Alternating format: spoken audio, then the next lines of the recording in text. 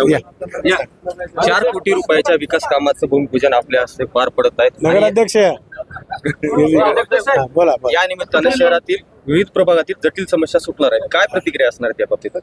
आज अहमदपूर शहरामध्ये महायुतीच्या माध्यमातून या ठिकाणी आज नगरपालिकेमध्ये काम करत आहोत. आताच आपण वरी कोणतं वार्ड म्हणते प्रकाश 11 मध्ये उद्यानासाठी नमोद्यानासाठी 60-70 लाख रुपये तिथं आता भूमिपूजन केलंय. आणि या वारक्रम 12 हा आणि 3 इथं आहे. मागं जे काही भागामध्ये पाणी राहिले होते पाईपलाईन पुरायची DPTC मधून त्याला 3.5 कोटी रुपये दिलेत. त्याच्यामुळं ज्या ज्या भागात पाणी जात नाही त्या ठिकाणी पाईपलाईनची या ठिकाणी सोय करून शहरातल्या जनतेला पिण्याच्या पाण्याची सोय आम्ही करणार आहोत. साहेब, आता हे विस्तारित पाणी पुरवठा योजनेमुळे बऱ्याच प्रभागामध्ये जी जटिल समस्या होती पाण्यात ती सुटणार आहे. परंतु जी यापूर्वी पाणी पुरवठा योजनेची पाईपलाईन झालेली आहे त्या पाईपलाईनवर जिल्हा प्रमुख बालाजीभाऊ रेड्डी असतील किंवा विद्यमान नगराध्यक्ष स्वप्नील पत्तेजी असतील यांनी ठपका ठेवलेला आहे.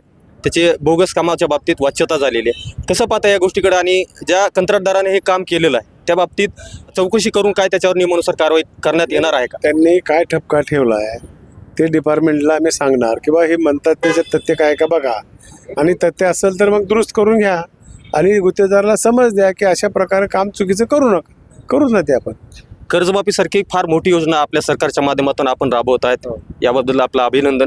परंतु जे चालू बाकीदार शेतकरी आहेत यांचं जे घराणं आहे ते सरकारकडे ते मांडत आहेत, त्यांना देखील सरसकट 2 लाखापर्यंत कर्जमाफी द्यावी अशी मागणी आहे. कसं पाहता या मागणीकडे आपण? तर आपण बक्षीस म्हणून 50,000 रुपये देतोय. तुम्ही म्हणल्याप्रमाणे अनेक गावामध्ये फिरत असताना लोकांची मागणी आहे किंवा थक बाकीदाराला भेटले त्यांच्याबद्दल आमचा विरोध नाही, पण आम्हाला देखील भेटायची त्याची अपेक्षा आहे. आता हा विषय सगळा आमची दुसरी कमिटी मुख्यमंत्री महोदयाच्या अध्यक्षतेखाली कमिटी आहे. ह्या सगळ्या गोष्टी त्यांच्या कानावर घालून आणि मग काही शक्य झालं, पैसा खूप मोठी अमाऊंट आहे, शक्य झालं तर त्याच्यावर आपल्याला विचार करता येईल. सरकार पॉझिटिव्ह आहे का याबाबत? सरकार पॉझिटिव्ह आहे म्हणून 40,000 कोटी दिलेत की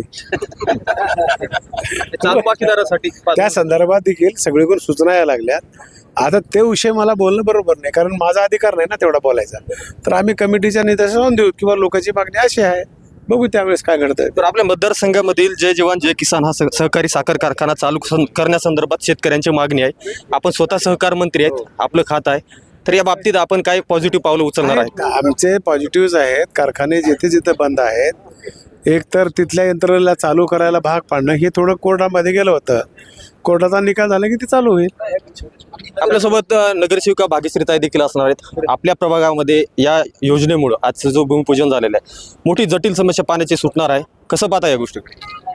आपल्या सर्वांचे लाडके सहकार मंत्री बाबासाहेबजी पाटील साहेब यांचं मनापासून खूप खूप आभार की त्यांनी लोकांच्या समस्या सोडवण्याचा प्रयत्न केला आहे. बऱ्यापैकी झालेल्या सोडवलेल्या आहेत आणि इथून पुढेही साहेबांकडनं खूप निधी आणून लोकांची कामं जे आपलं मतदान मागताना त्यांना आश्वासनं दिलेली आहेत ते पूर्ण करण्याचा आम्ही प्रयत्न करणार आहोत. धन्यवाद. अशा पद्धतीनं या प्रभागामधील विकास कामाच्या संदर्भात सहकार मंत्री बाबासाहेबजी पाटील यांच्या दूरदृष्टीतून 4 कोटी रुपयाचा अहमदपूर शहरामध्ये विकास कामाचं आज भूमिपूजन झालेलं आहे.